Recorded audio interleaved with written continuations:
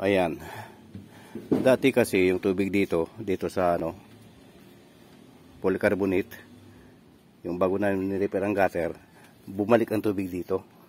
So ginawa namin, kinalangan namin ng yan, metal paring. Yan siya.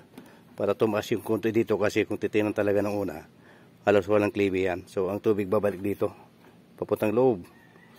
So kinalangan namin metal paring para tumaas man lang konti ang klibe papunta doon sa labas. Dapat ang running water papunta doon, hindi dapat pabalik dito. So kaya nalagyan namin metal paring. Ngayon testing natin kung tatakbo tubig niya ngayon.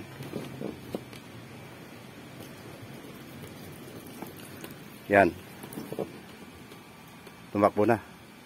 So ito lang idea namin para mawala ang tulo niya. Ayan.